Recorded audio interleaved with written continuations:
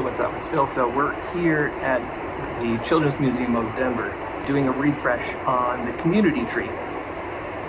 We were here in 2019 when we did a total upgrade of the hardware that was in the community tree. And I'll show you what that is in a minute. And at the time it was running on 31 Mac Minis. And at the time we all now had the Raspberry Pi, a much less expensive computer. And in fact, at the time, I believe they were like $40. So they're actually more expensive now for the same model, but we could replace the more expensive Raspberry Pis. We also had to replace all the TVs. The TVs were burned up because they had been left on 24/7. And these TVs actually look about as good as the day we installed them back in 2019, because the software that we're running automatically turns off the TVs. But essentially, we have one server computer, and then we have one photo computer. That's where you take a picture. And then we have 30 screens that are overhead.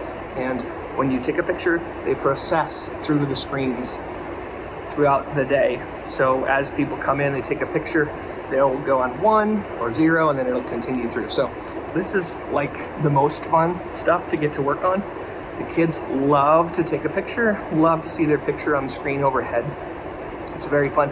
As they come in, they want to take a picture. Before they leave, it's the last thing they do. It's really fun to see a piece that I've worked on be that fun and interactive for the kiddos. So I'm up on the ladder here, taking advantage of my insurance. And so these are Raspberry Pis that were installed back in 2019, and they're doing fantastic. They're the same ones you can buy today, as far as I know. So I'm swapping out the SD cards on the bottom of these suckers. And I did myself a favor on this time around and updated the software so that the order of the screens could be put in afterwards. And beforehand, that required that we put the right SD card in the right device and make sure that the IP addresses were in the right order. And that was a huge project. Now I've got DHCP running, which means every Pi will automatically get assigned an IP address.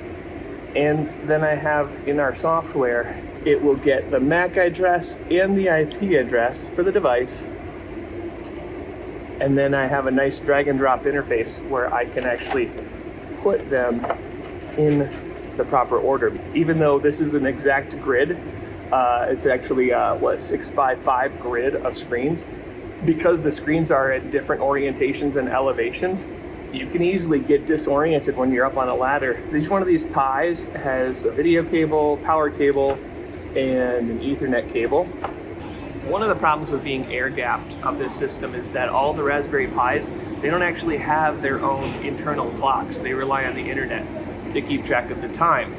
And whenever there was a power outage, when the power came back on, the Raspberry Pi would assume no time had passed. And so after a while, the time would drift and drift and drift. And so the scheduling of the Pis to turn on and turn off was no longer useful. So one of the big changes that we're making with this update is that the Raspberry Pis will be able to talk to an NTP server to get the actual time and stay updated in case of a power failure. So all of the software is hosted here locally.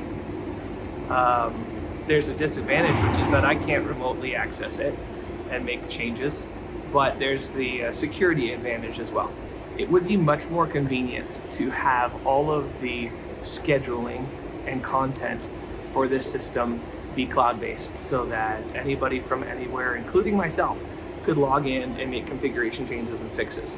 So one of the changes that we're making with this update is that it will be accessible from within the building, so that anybody so that staff members can make adjustments or changes without having to actually get in here. Now, I think we've got all the screens.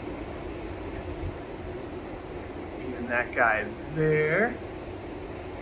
Next step is to get all their IP addresses written down. I will get them set up in the system, then we should be good to go.